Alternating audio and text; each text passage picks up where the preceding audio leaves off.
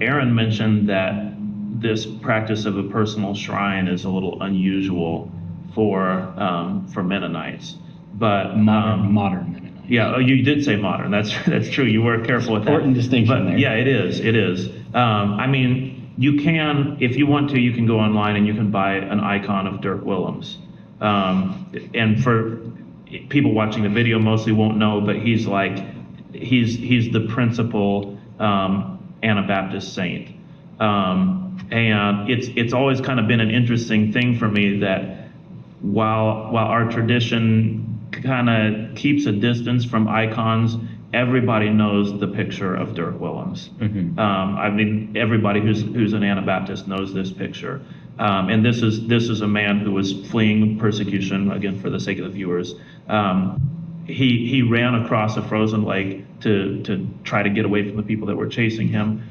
His pursuer fell through the ice, and he turned around and went back on the ice and pulled the guy out. And then, as a result of this, he was arrested and he was killed. See, I would just say that I know the picture better than I know the name. Yeah. Like the picture of this guy reaching to Yes. somebody falling through the ice. Right. Yeah.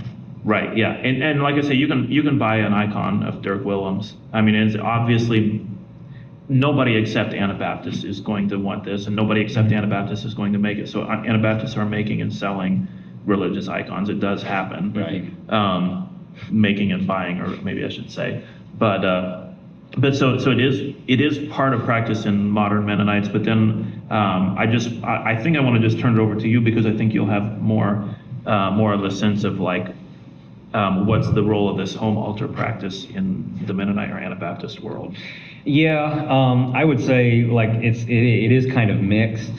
Like on the one hand, we were talking about this before the conversation. It's like I've heard sermons preached about the importance of having a home altar, like having an actual place, like even it's just like a little table set aside in your living room for you to pray. Mm-hmm. Or, we'll talk a lot about having a prayer closet. I think a lot of people I know probably have a prayer closet. Yeah. It's just like, they just have a little closet where they go to pray.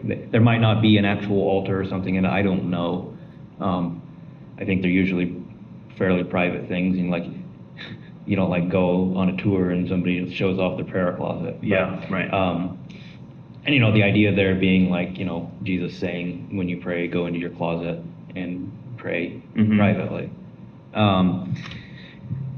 So like these are all practices that exist, like whether it's having an actual table, or whether it's having a room, like a little closet set aside. Like it's not a universal thing.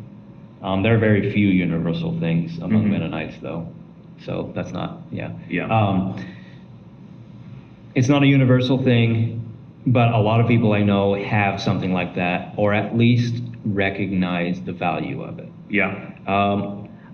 Now, what I would say is I would go a step further and point out what an altar is. So like this goes back to our argument about whether it's a shrine or an altar. Yeah. So like an altar specifically is a table for the offering of a sacrifice. Mm-hmm. And so like this is, when it comes down to it, like why I would say you should have an actual altar to pray is because prayers are a sacrifice. And like what you're doing, like if you're praying properly, what you are doing is offering a sacrifice of praise and a sacrifice of yourself.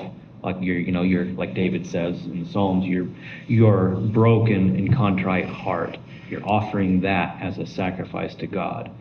And so it's useful to like have an actual altar for that sacrifice.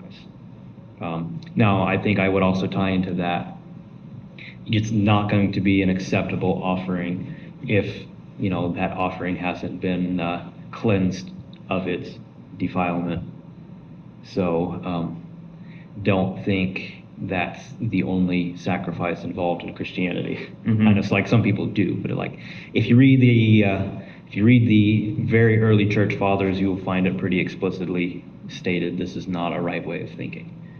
I'll leave that there for now. I just want to throw that in there just for the point of saying I'm not advocating that your prayer is the only sacrifice that is acceptable to God. Like it's a sacrifice, but it's not the only one. anyway. Yeah.